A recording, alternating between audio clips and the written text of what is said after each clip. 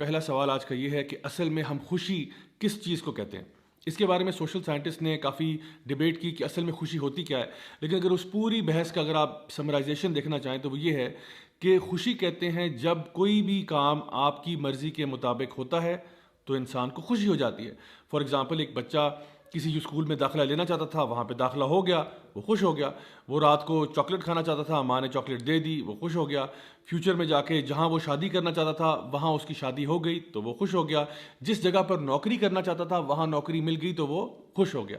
یعنی کہ جب چیزیں ہماری مرضی کے مطابق ہوتی ہیں تو ہمیں خوشی مل جاتی ہے، اور جب ہماری مرضی کے مطابق چیزیں نہیں ہوتی تو ہم اداس ہو جاتے ہیں۔ اب سوال یہ ہے کہ کیا ایسا ہوگا کہ آپ کی زندگی میں سارے کام جو ہوں گے وہ آپ کی مرضی کے مطابق ہوں گے؟ اللہ سبحانہ تعالیٰ سورہ یونس سورہ نمبر 10 آیت نمبر 62 میں ایک بہت ہی زبردست بات ارشاد فرماتے ہیں۔ اللہ تعالیٰ فرماتے ہیں الا ان اولیاء اللہ لا خوف علیہم ولا هم یحزنون، یقیناً جو اللہ کے ولی ہوتے ہیں، جو اللہ کے دوست ہوتے ہیں، جو اللہ کے پیارے ہوتے ہیں، ان کی دو خصوصیات ہیں جن کا ذکر اللہ سبحانہ تعالیٰ کر رہے ہیں۔ یعنی کہ ایک تو کہا گیا کہ لا خوف علیہم، کہ ان کو خوف نہیں ہوتا، اور دوسرا ان کو غم نہیں ہوتا۔ تو یاد رکھیے ایک بات کہ خوف ہمیشہ فیوچر کی چیزوں کا ہوتا ہے اور غم ہمیشہ پاسٹ کی چیزوں کا ہوتا ہے۔ یعنی خوف ہمیشہ اس چیز کا ہوتا ہے جو ابھی ہوئی نہیں ہوتی۔ مثلا مجھے ایک جنگلی جانور کاٹ جائے گا، مجھے خدا نخواستہ کرونا وائرس ہو جائے گا، میں امتحان میں فیل ہو جاؤں گا، مجھے نوکری نہیں ملے گی، یہ سارے خوف ہیں جن کا تعلق مستقبل کے ساتھ ہے۔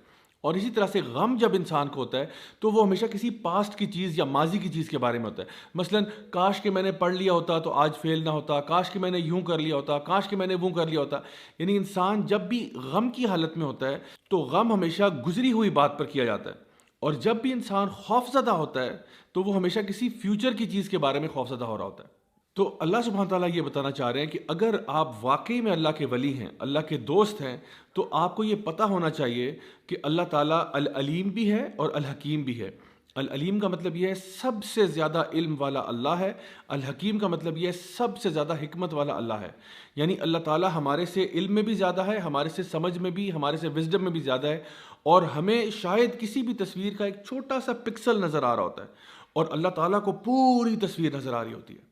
ہم اپنی لمیٹڈ سوچ کے اندر اکثر اوقات مسئلوں کو سمجھ نہیں پاتے، جیسا کہ سورہ البقرہ کے اندر بھی سورہ نمبر 2 آیت نمبر 216 میں اللہ سبحانہ تعالیٰ ارشاد فرماتے ہیں کہ شاید ہو سکتا ہے کہ تم کسی چیز سے محبت کرتے ہو، تم کسی چیز کو اپنے لیے اچھا سمجھتے ہو، لیکن وہ تمہارے لیے اچھی نہیں ہے، اور ہو سکتا ہے کہ تم جس چیز کو برا سمجھتے ہو اصل میں وہ تمہارے لیے بری نہ ہو۔